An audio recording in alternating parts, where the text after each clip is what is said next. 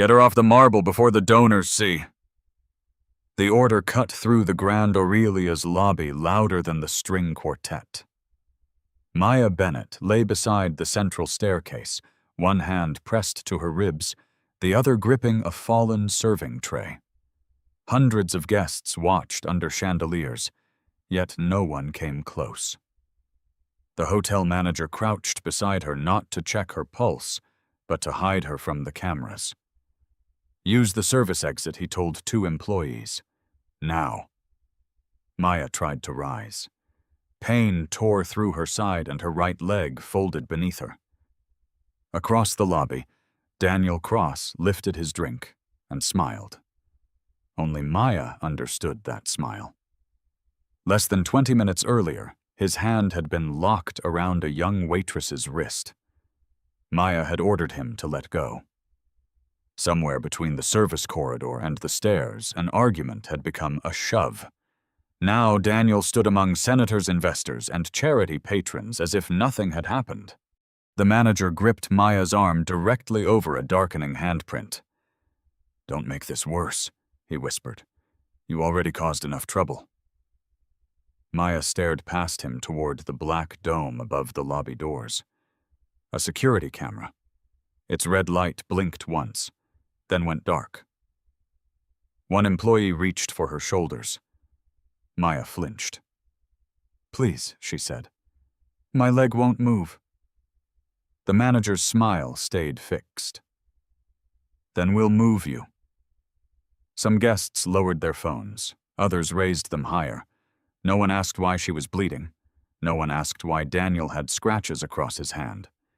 Then a chair scraped near the private lounge. Luca Romano rose from a table guarded by 4 men in dark suits. He had come for a meeting no guest list acknowledged. He was famous for one rule: he never interfered in problems that were not his. Yet he crossed the lobby. The manager straightened. "Mr. Romano, this is an internal matter." Luca did not slow down.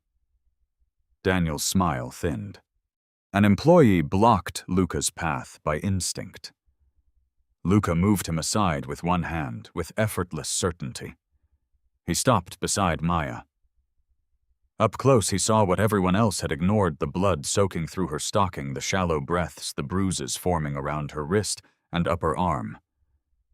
"Who did this?" he asked. Maya's eyes flicked toward Daniel before she could stop herself. The manager answered too quickly. She fell. Luca glanced at the dark camera. "No," he said. "She was made to fall." A murmur passed through the crowd. Maya planted both palms on the floor. She could feel every eye measuring her body, deciding how difficult she would be to lift. "I can stand," she lied. She made it halfway up. Her injured ankle collapsed, and Luca caught her before she hit the marble. "Don't," Maya gasped. He paused. He did not grab her again. He waited until she gave a faint nod. Then he bent, slid one arm behind her back and the other beneath her knees, and lifted her. Gasps spread beneath the chandeliers. Maya clutched his jacket, terrified he would strain, stumble, or regret touching her in front of everyone. "Put me down," she whispered. "I'm too heavy." Luca's expression did not change. "You're injured," he said. "You are not a burden."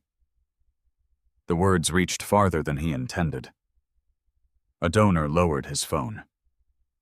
Even the manager seemed to forget how to breathe. Luca carried Maya toward the front doors instead of the service exit. Daniel moved into his path. "You have no idea who she is?" Daniel said. Luca stopped close enough that Daniel's confidence cracked. "I know what she is," Luca replied. "A witness you expected everyone to ignore." Daniel glanced toward the dead camera. The glance was brief, but Luca saw it. By sunrise, the hotel would claim Maya caused the disturbance. Before noon, she would be fired. Within days, powerful people would call her a liar. They believed her humiliation would bury the truth. They did not understand that the woman being carried out of the Grand Aurelia would soon become the reason their protected world began to collapse. But to understand why Luca Romano broke his oldest rule for a stranger, and why Maya would one day risk her life to save his, we have to go back to the hours before she fell, when she still believed surviving the night meant keeping her job. 9 hours earlier, Maya Bennett stood alone in the Grand Aurelia's service elevator, balancing 3 binders against her chest while reading an email on her phone. Final event: changes urgent. The message contained 18 new requests for that evening's private gala. Imported flowers moved to another ballroom. A senator's table needed greater distance from the press. 2 guests demanded different menus after the kitchen had already begun preparation. At the bottom, her manager had added 1 sentence: "Handle it quietly. No mistakes tonight." Maya read it twice, then tucked the phone into her jacket. The elevator doors opened onto a corridor where no guest would ever see the hotel's real machinery linen carts, stacked glassware, sweating kitchen workers and employees moving fast enough to become invisible. Maya belonged there, even though she had earned a hospitality management degree and could organize a 1,000-person event without missing a name card. The hotel rarely allowed her near the front desk. Management called it placing people according to presentation strengths. Maya knew what they meant. At 32, she had spent years watching thinner, less experienced co-workers promoted into guest-facing roles while she remained behind the ballroom walls, fixing their schedules and correcting their mistakes. She had learned not to complain. Complaints did not pay rent. Her younger brother Noah depended on her paycheck. Since their parents died, she had been his sister-guardian emergency contact, and the person who pretended the electricity bill was no big deal. That morning, she had found him at their kitchen table eating cereal while trying to repair an old-school backpack with silver tape. "You need a new one," she had said.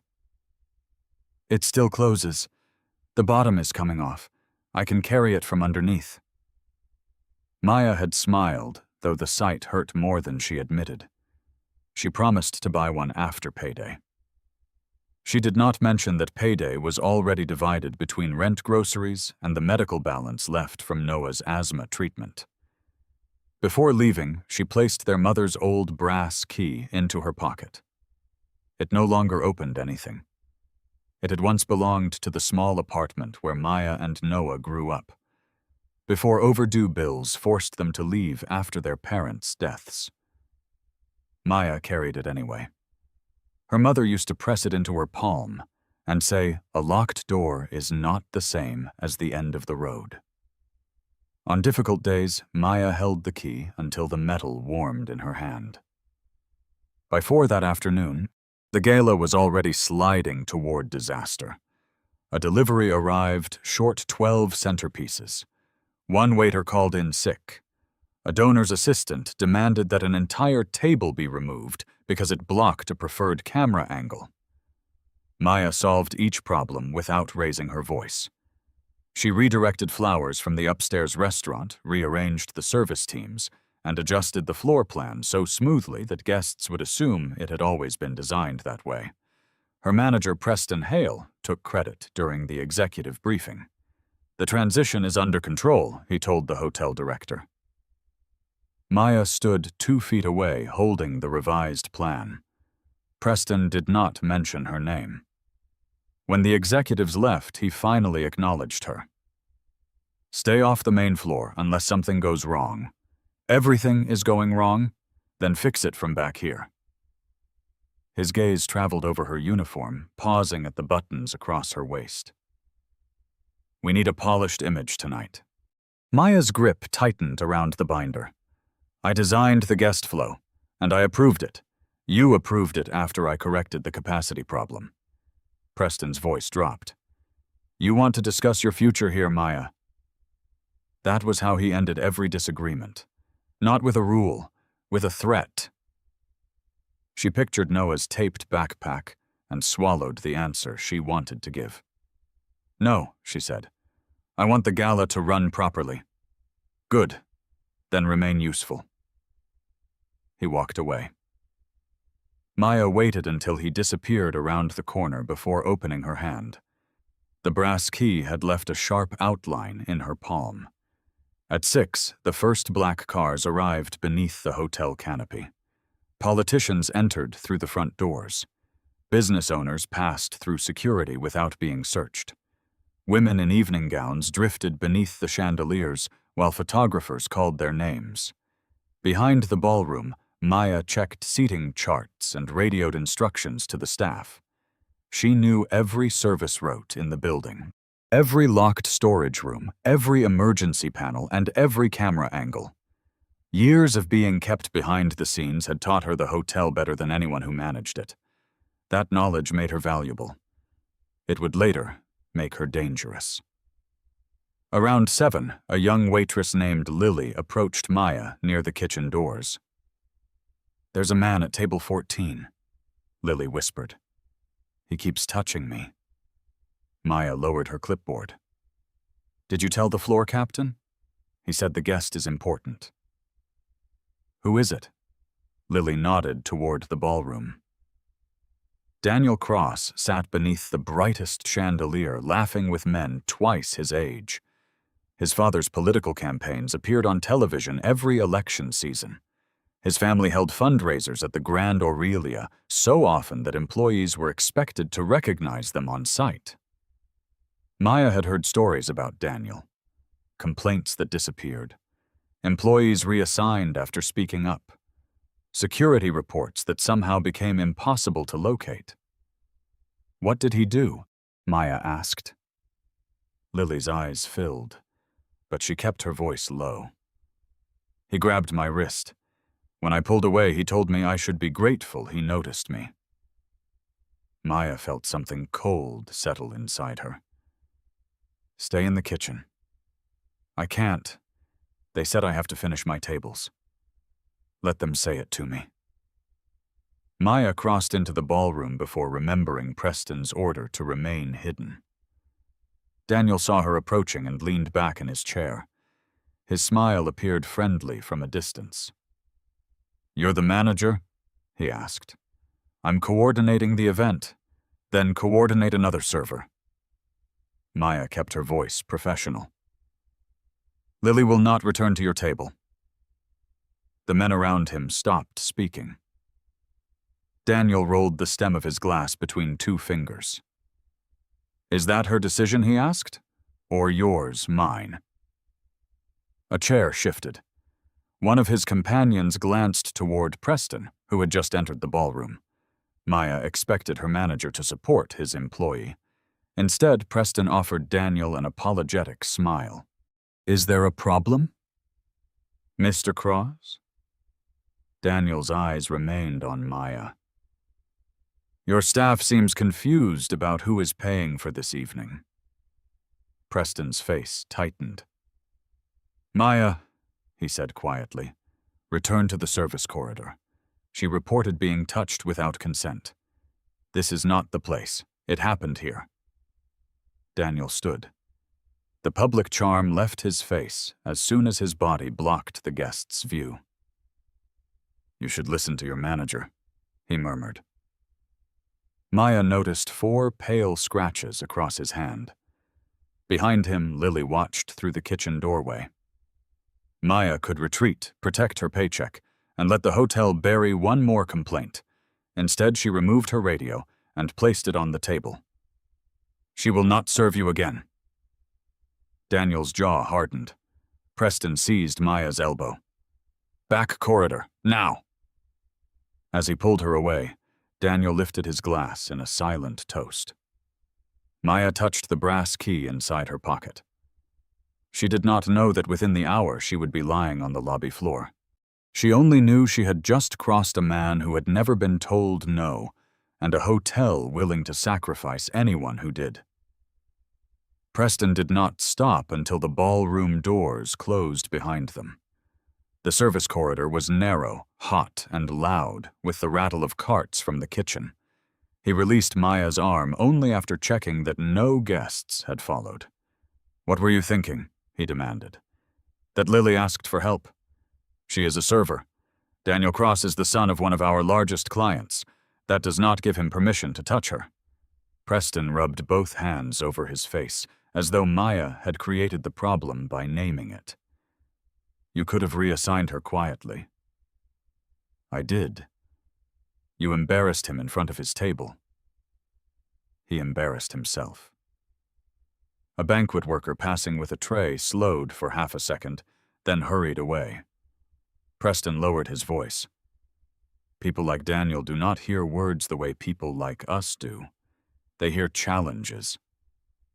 Maya understood exactly what he meant.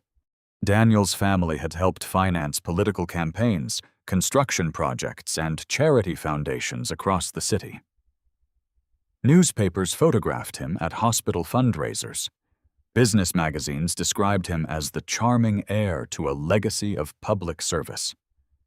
The employees of the Grand Aurelia knew another version. A housekeeper who quit after he cornered her in a guest suite. A bartender removed from weekend shifts after reporting that Daniel grabbed her waist.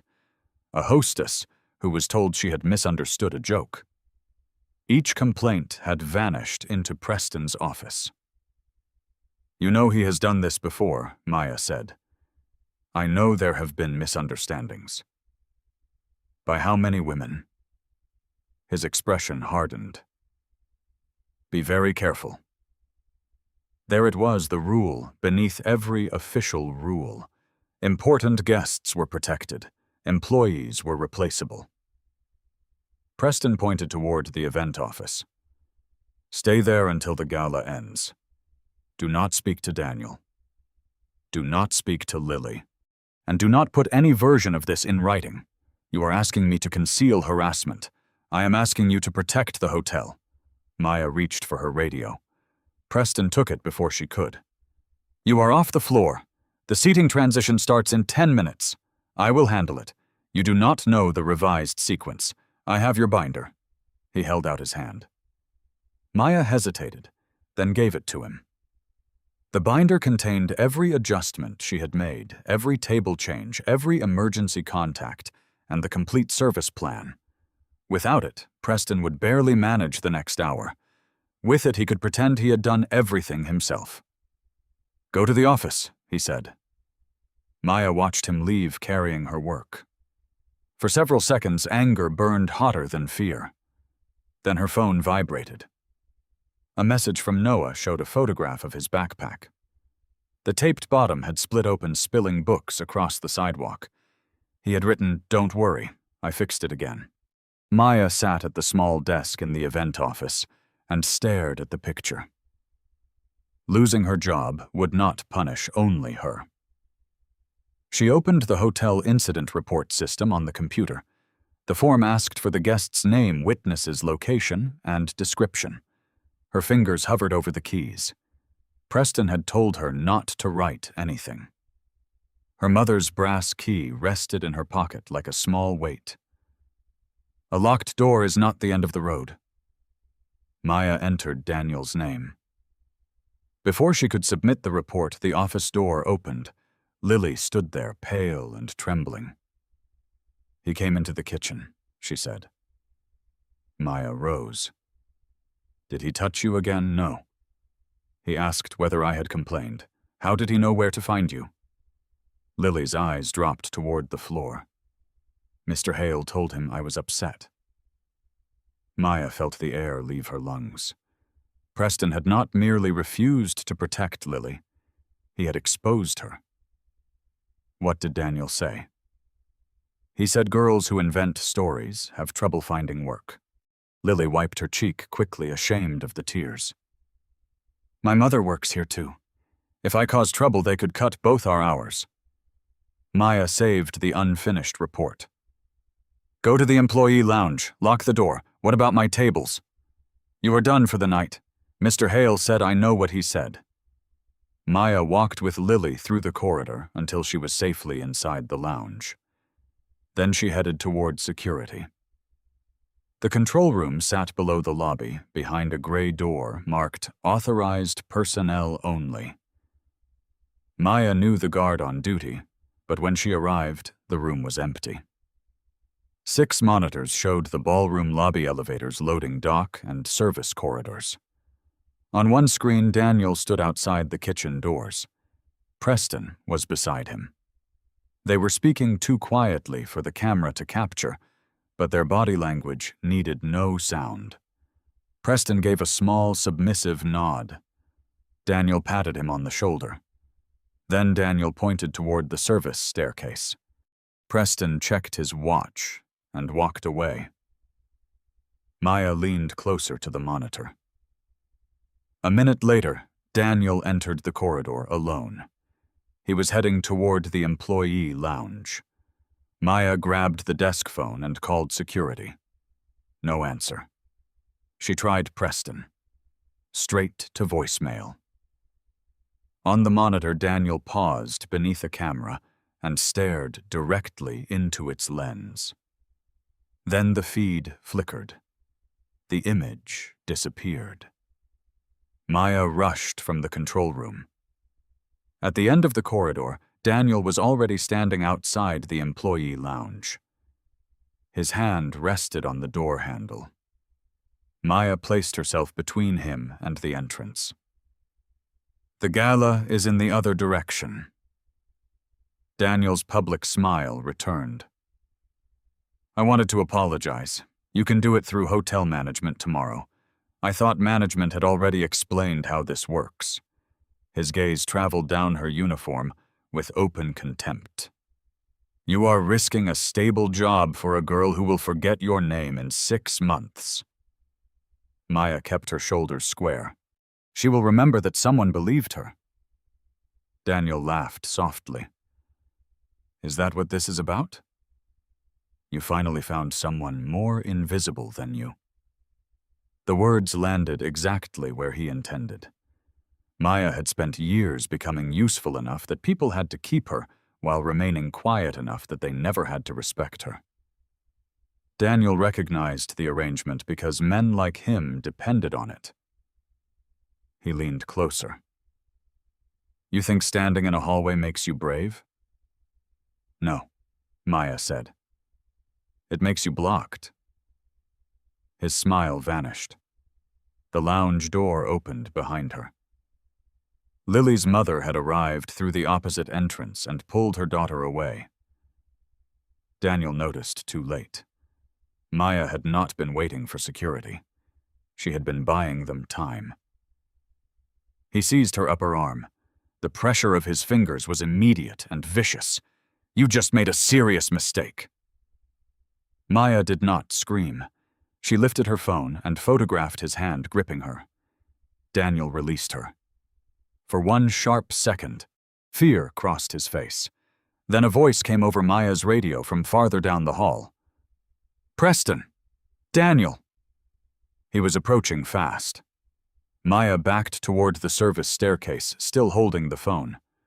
Daniel followed. Delete that picture. No. Preston rounded the corner and saw them. He did not ask why Maya's arm was already bruising. He reached for her phone. Maya, give it to me. She moved away from both men. Behind her, the staircase door swung open. Daniel's voice became calm again.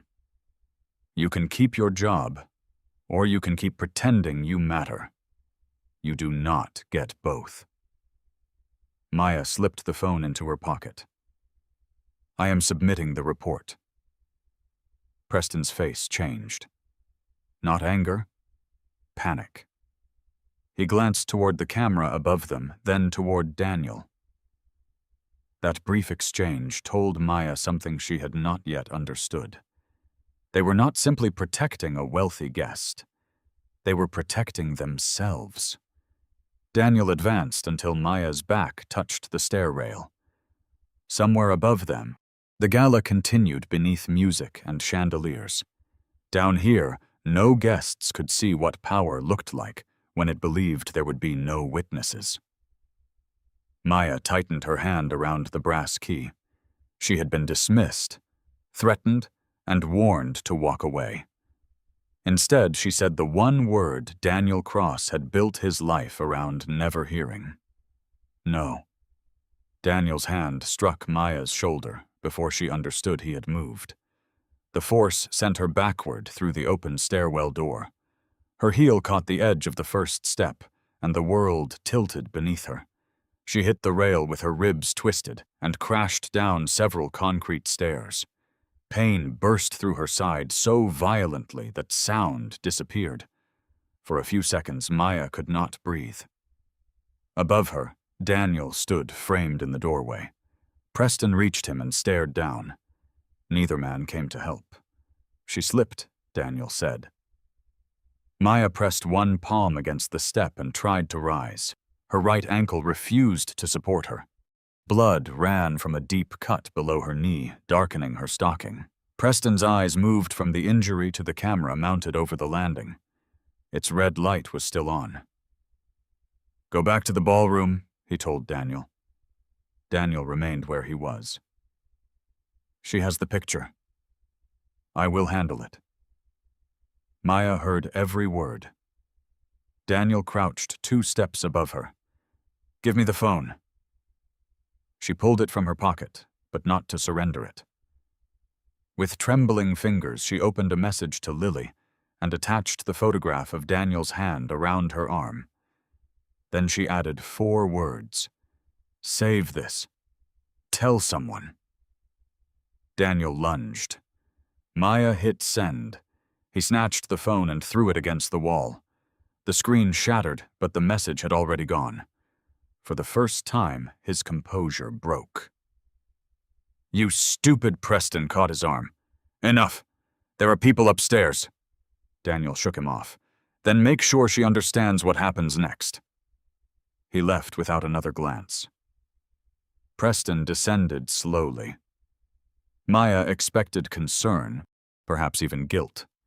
Instead, he picked up the broken phone. "Did you send anything else? My ankle may be broken. Answer the question." She stared at him.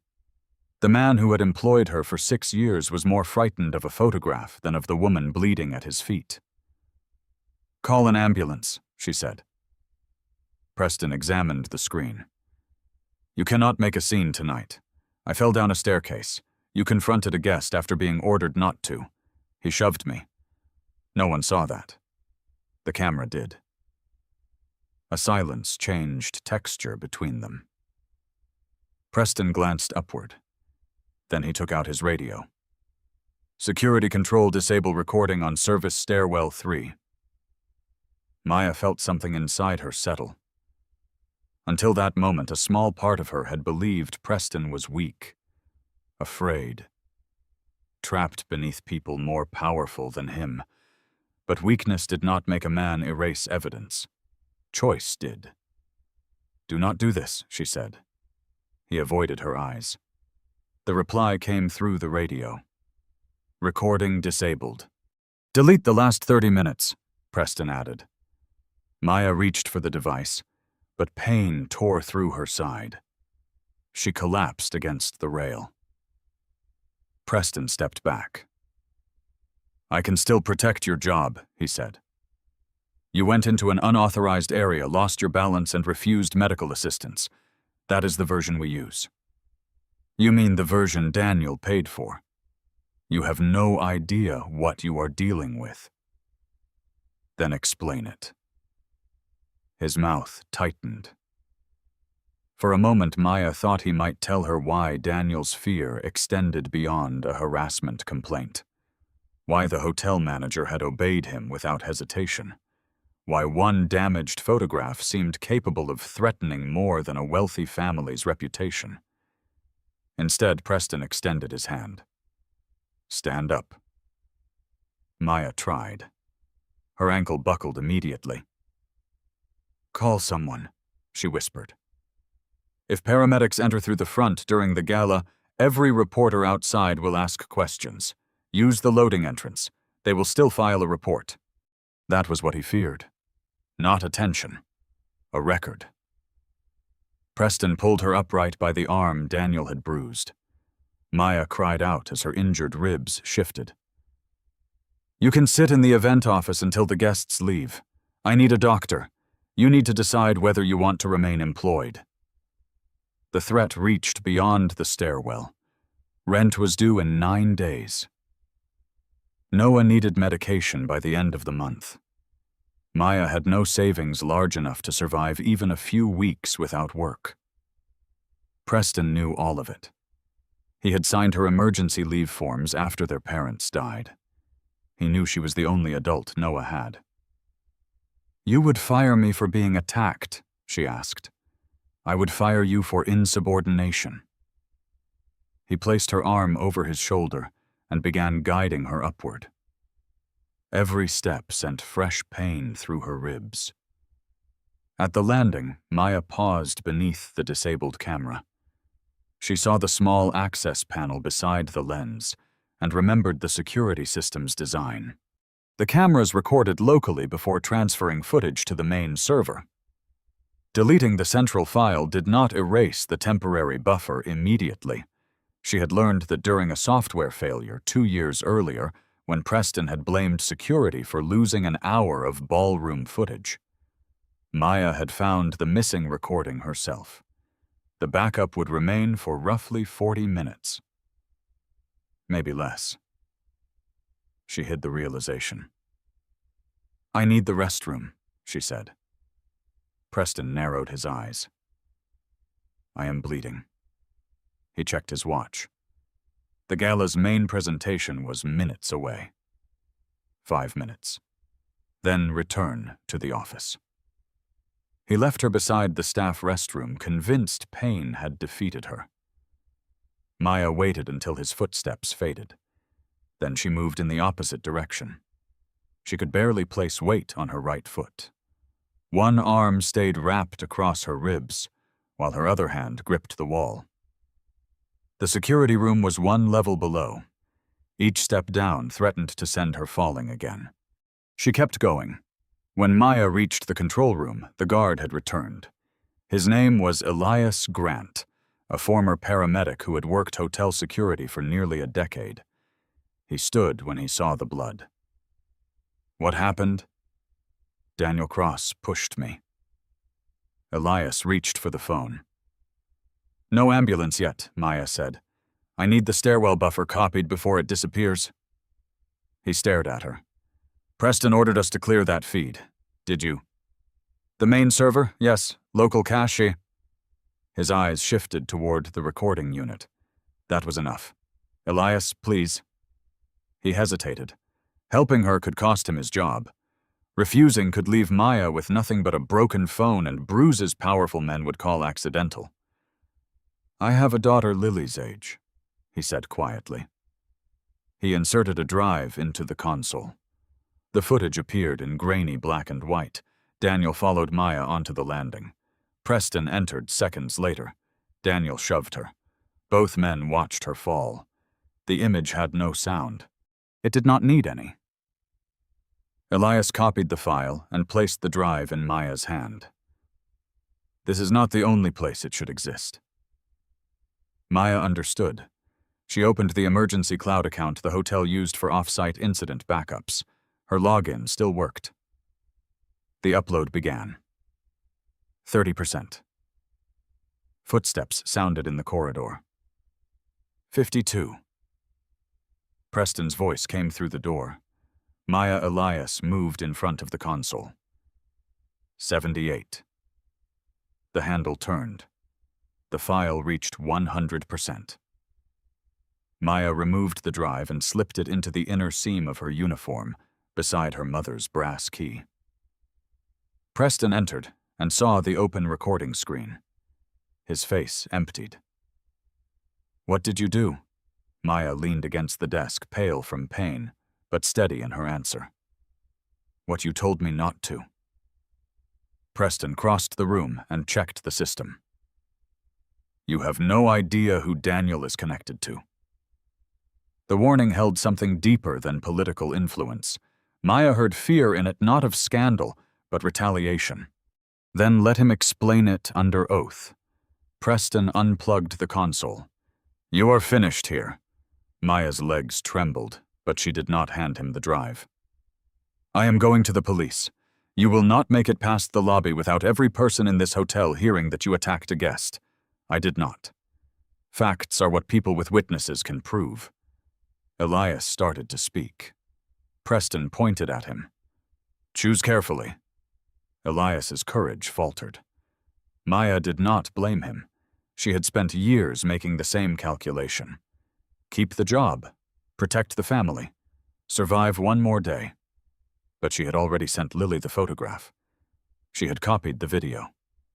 Walking away now would not make her safe. It would only teach Daniel that another woman could be erased. Maya pushed herself from the desk and headed toward the lobby. Preston followed. "You are injured?" "Yes." "You can barely stand?" "Yes." "Then where do you think you are going?" Maya held the wall until she reached the elevator. "To make sure enough people see me that you cannot pretend this never happened." The doors opened. Music drifted up from the gala below.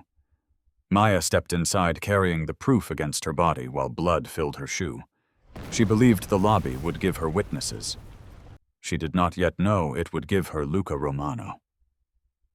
By the time the elevator reached the lobby, Maya could no longer feel her right foot. The doors opened onto polished marble camera flashes and hundreds of guests drifting between the gala and the hotel bar. She took 3 steps. Then her leg gave way. The serving tray slipped from a passing waiter and crashed beside her as she fell. Heads lifted. Conversations fractured.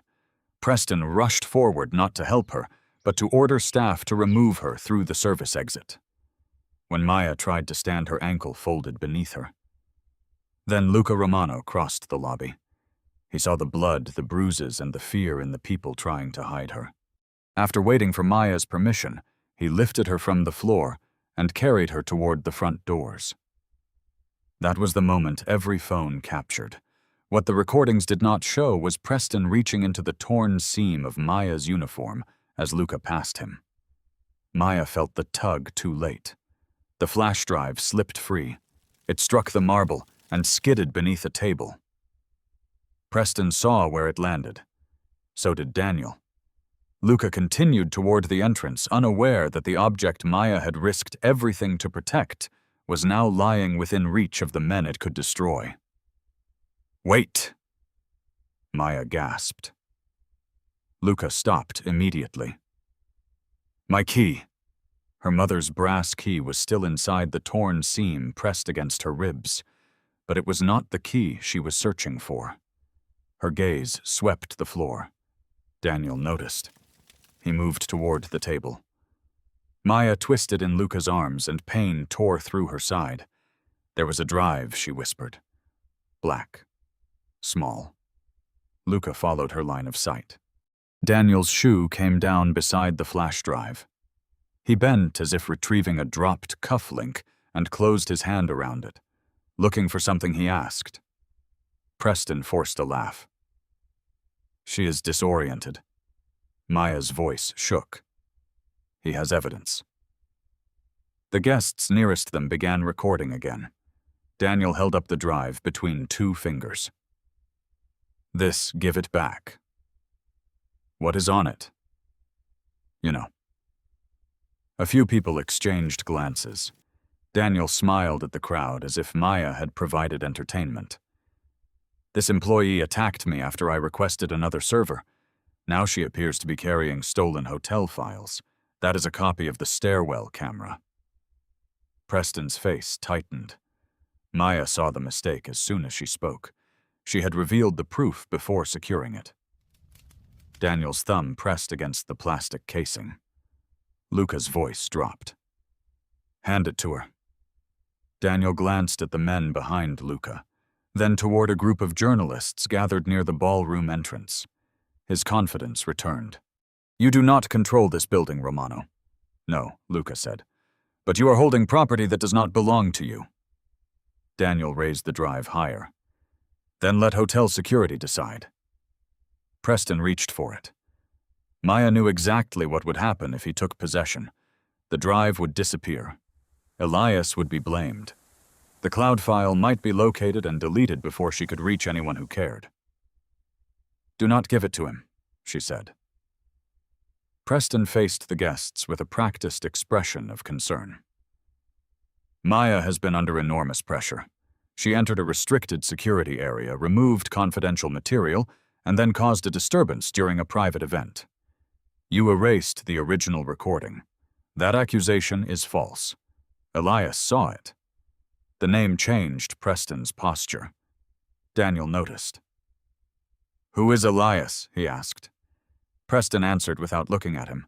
"A guard who will no longer be employed by morning." Maya's stomach tightened.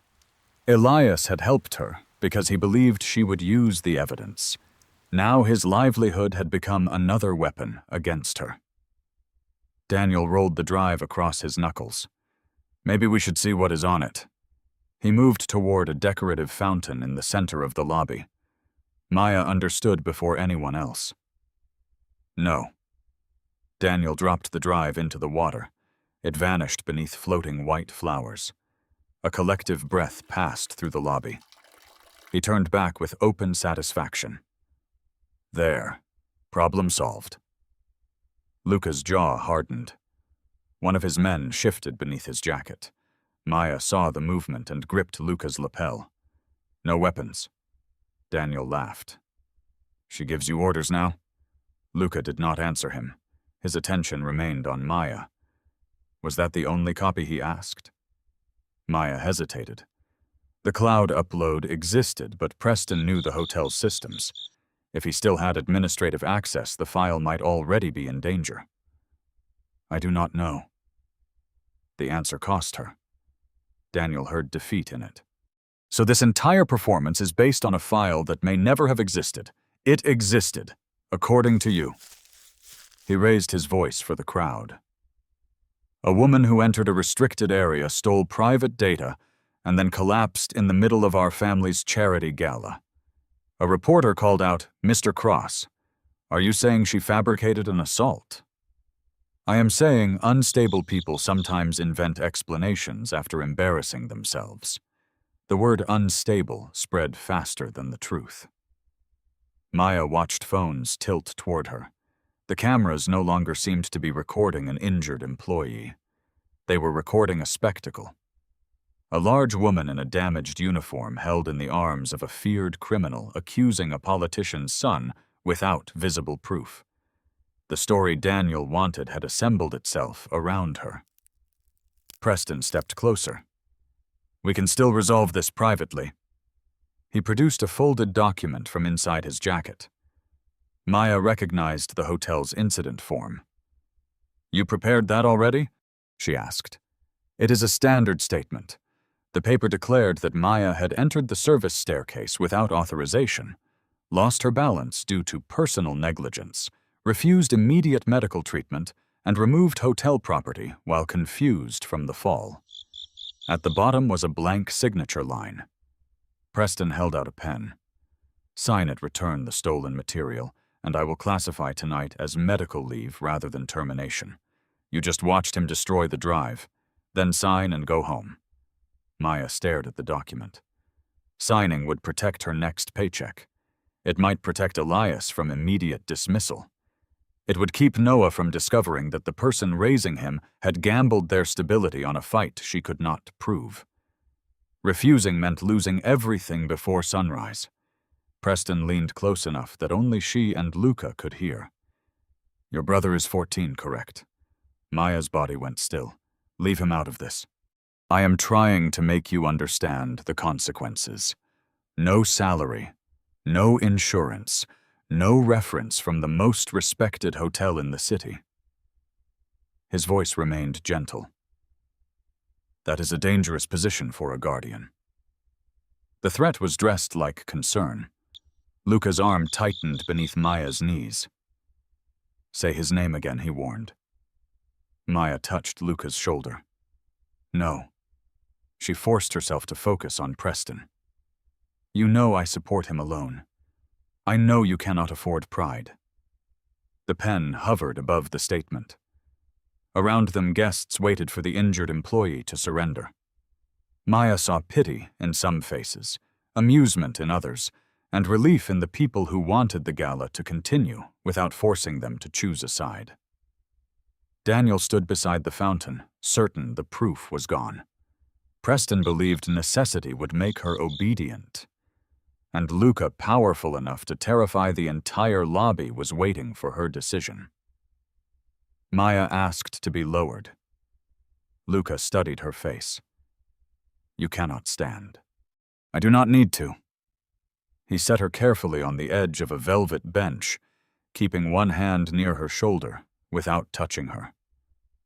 Preston placed the paper on the table. Maya took the pen. Daniel smiled.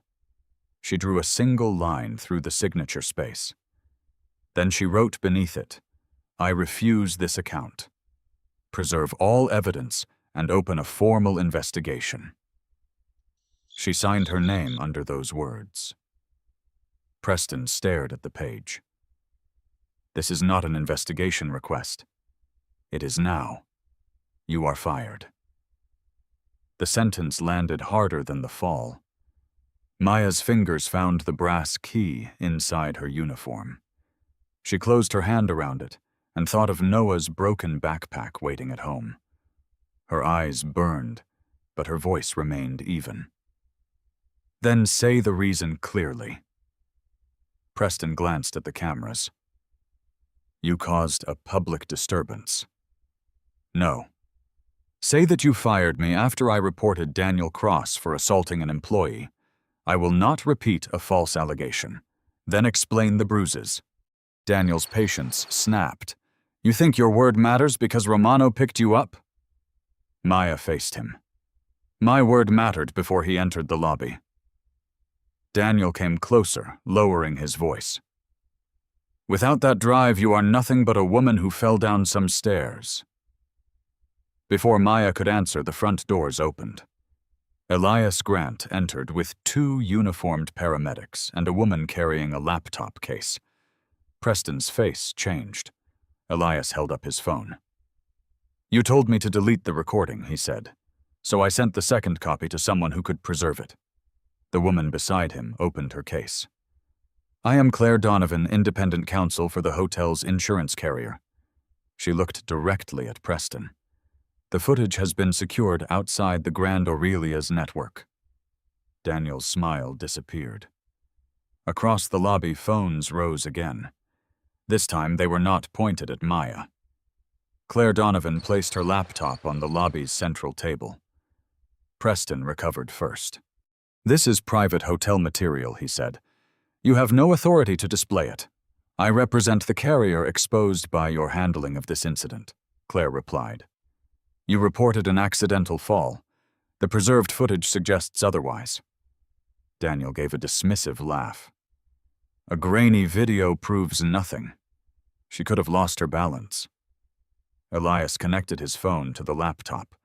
The lobby screen behind the registration desk flickered from the gala's gold crest to a black and white image of the service staircase. Guests shifted closer.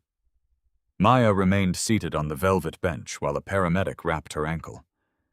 Luca stood beside her, his presence holding back the crowd without a word. On screen, Maya entered the landing. Daniel followed. Preston appeared seconds later. The 3 figures moved without sound. Daniel reached forward. Maya fell. A gasp broke through the lobby. Daniel pointed at the screen. She stepped backward. Elias froze the image. "Look at her feet." Claire enlarged the frame. Maya's shoes were planted flat before Daniel's arm struck her shoulder. Her body moved only after contact. A reporter near the fountain stopped writing. Daniel's voice sharpened. "That still does not prove intent." "No," Claire said. "The next section does." The footage resumed.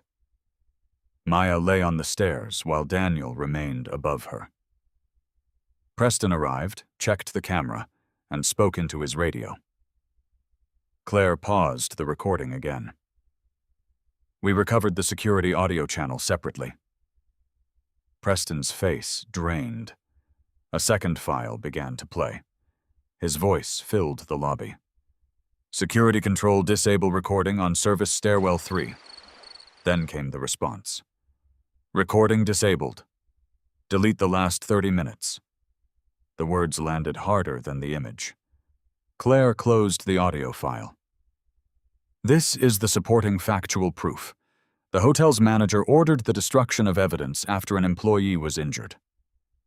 Preston stepped toward the laptop. You do not understand the context. Luca's guard moved between them. Claire did not flinch. What context justifies deleting footage of an assault? Preston searched the crowd for support. The hotel director stood near the ballroom entrance, silent and pale.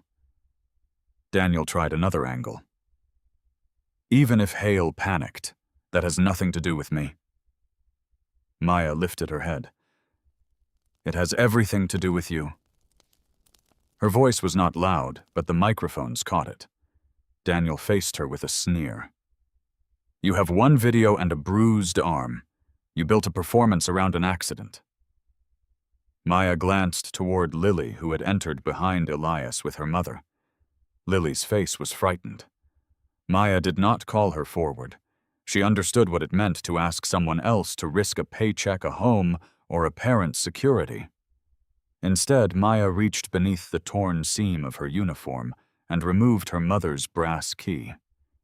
The gesture seemed meaningless to everyone except her. She pressed it into her palm until her breathing steadied. Then she addressed Claire. May I speak? Claire nodded. Maya asked the paramedic to help her stand. Luca extended his hand, but waited. Maya accepted it only long enough to rise. She balanced on her uninjured leg, one arm wrapped around her ribs. Daniel's smile returned. He mistook pain for weakness. Maya faced the cameras.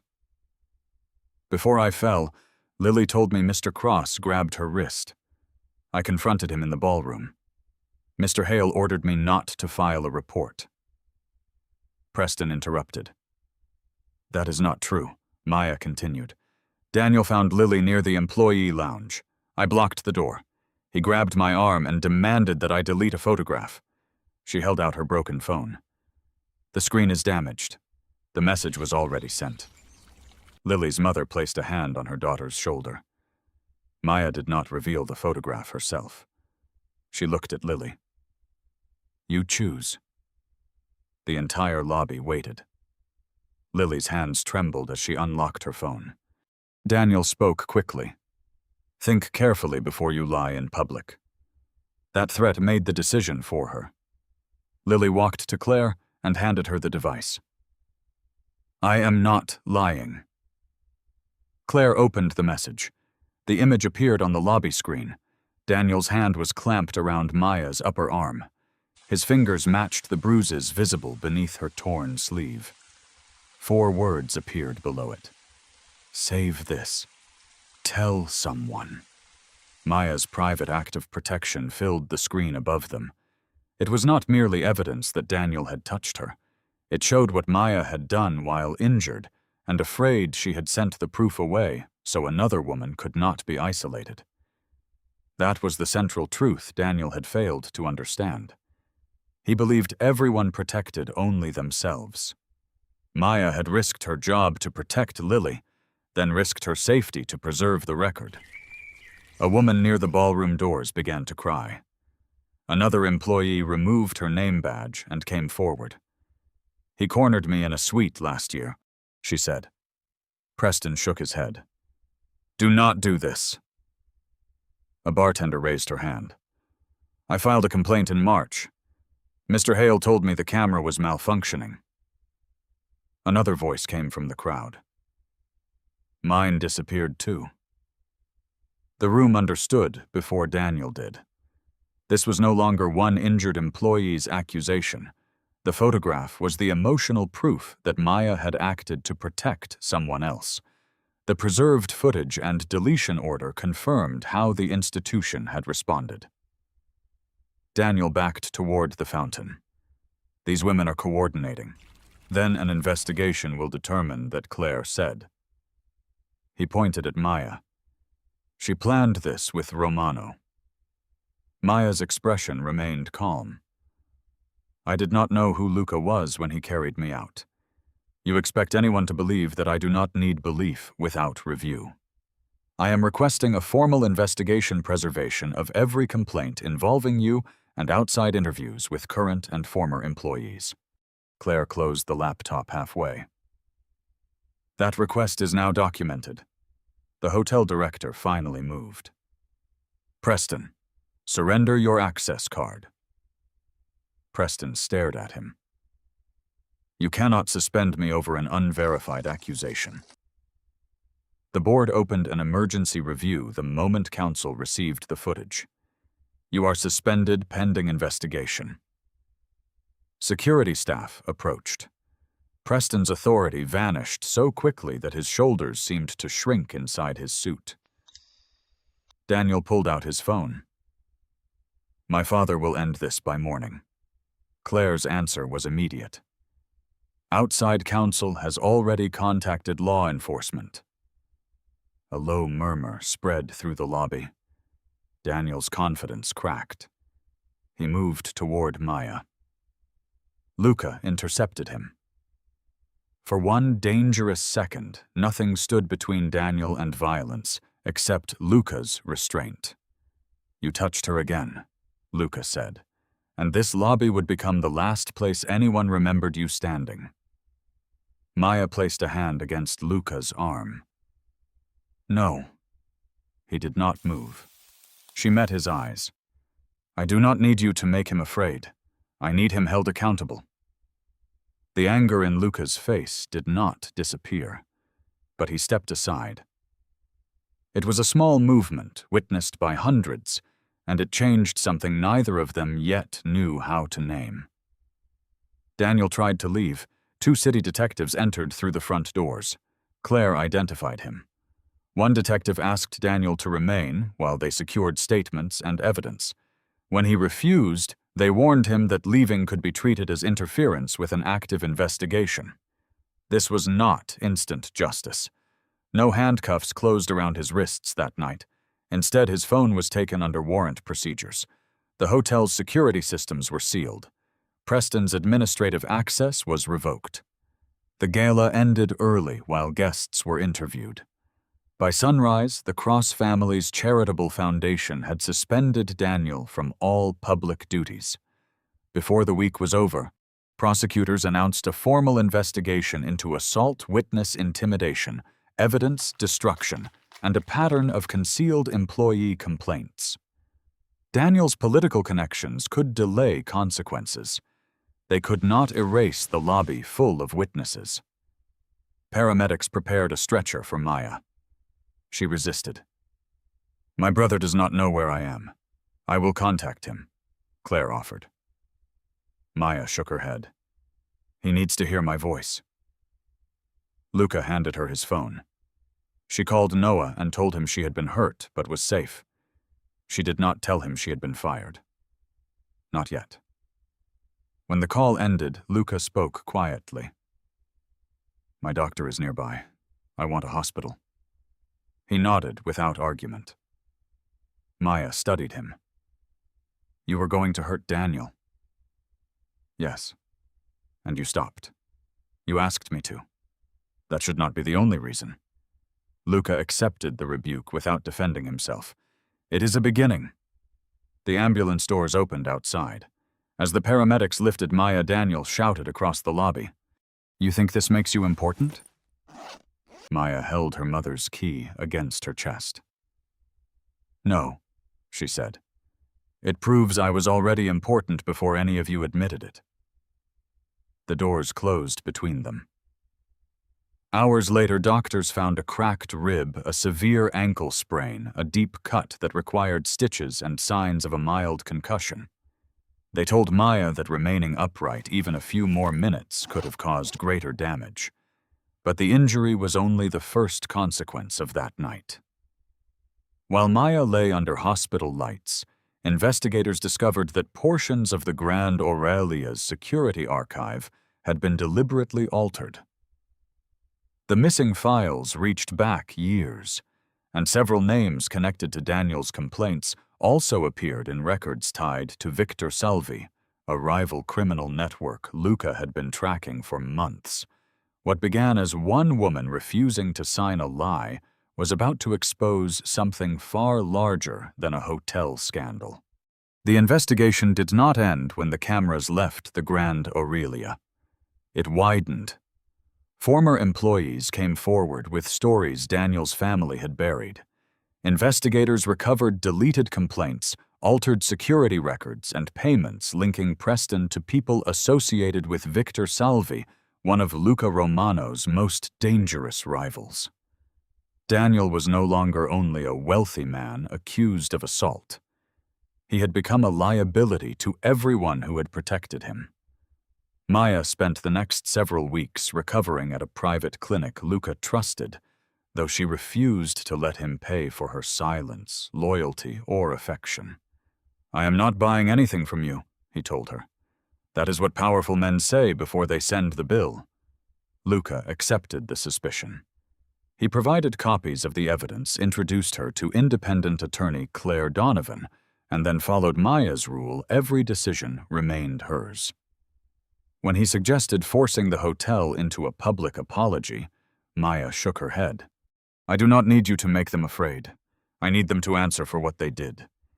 No one had ever refused Luca's protection so directly. Instead of becoming angry, he listened.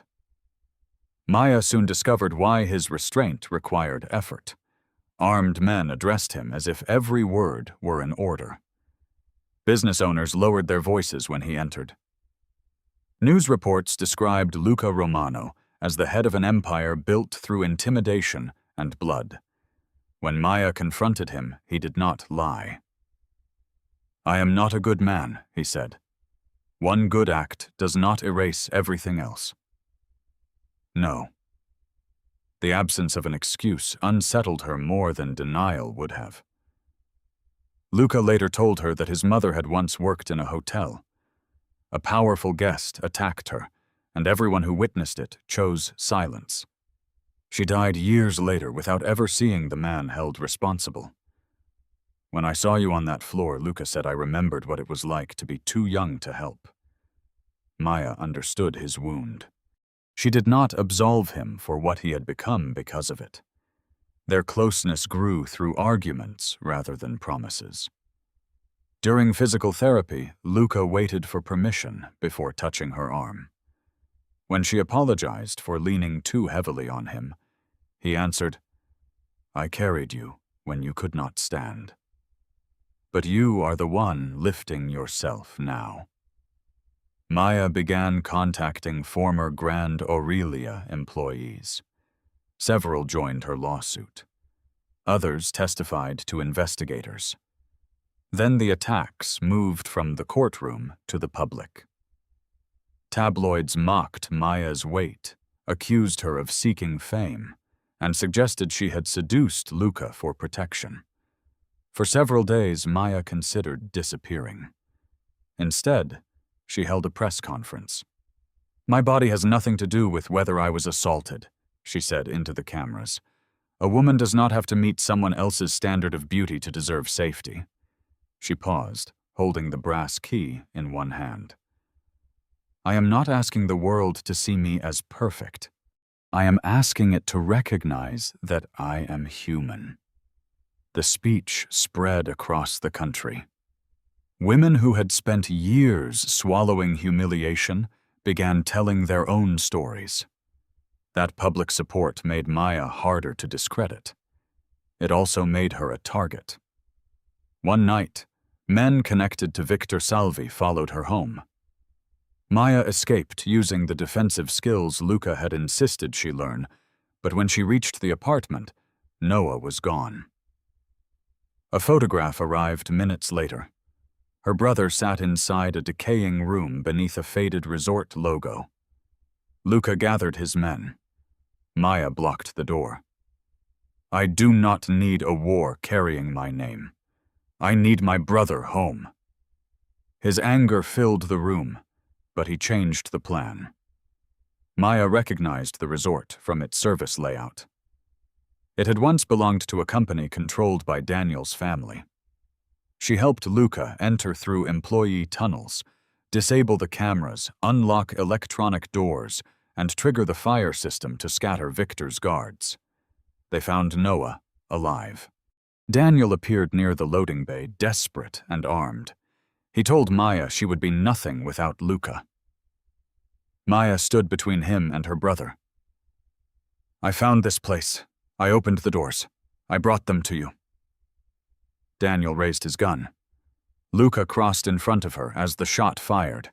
He fell against a service cart, blood spreading across his shirt. Maya could have escaped with Noah. She stayed. Using the cart, she pulled Luca through the smoke while his men covered the corridor.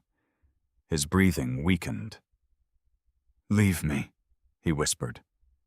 "I am too heavy." Maya gripped the cart with both hands. "You are injured," she said. "You are not a burden." Luca's eyes opened at the echo of his own words. This time Maya carried him out of the darkness. Police arrived with evidence Claire had already delivered. Victor was arrested for kidnapping and conspiracy. Daniel faced charges for assault, abduction, attempted murder, and witness intimidation. Preston was charged in connection with evidence destruction and the concealment of earlier complaints. Luca had a clear opportunity to kill Daniel before officers entered. Maya asked him to stop. He lowered his weapon. For the first time, Luca chose public justice over private vengeance. Months later, Maya won her civil case against the Grand Aurelia. The settlement included compensation, legal costs, restored benefits, and enforceable employee protection reforms. She used much of the money to create an organization for service workers facing harassment, appearance discrimination, and retaliatory dismissal. Luca began moving his businesses into legal operations. He invested in hotels only after accepting Maya's conditions independent reporting systems protection from abusive guests, appearance, neutral hiring, and mandatory review when managers concealed misconduct. Maya joined as an independent advisor. She belonged beside him, never beneath him. A year later, they returned to the Grand Aurelia's lobby for the opening of its new Employee Protection Center. Maya wore a fitted dress she would once have hidden beneath a loose jacket. She crossed the marble floor with her head high, while former employees applauded. Luca waited beside the staircase where she had fallen. "I thought I carried you out because you could not stand," he said. "But you taught me how to stand for something, right?" Maya smiled. "I do not need a hero." "I know.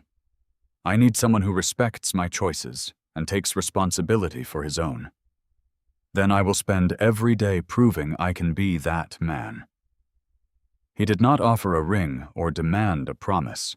He offered his hand. Later, when Maya's shoes began hurting, Luca murmured that he could carry her again. This time she said, "I can still stand." He left his hand open between them, waiting rather than pulling. Maya chose to take it. The woman who had once collapsed while a room full of people watched now walked through that same lobby on her own terms, beside a man who had learned that love was not rescue power, was not respect, and change meant answering for yesterday while choosing better tomorrow. What would you have done if standing for someone else could cost you everything? Share your thoughts in the comments and subscribe for more stories about dignity, courage, and the quiet choices that change lives.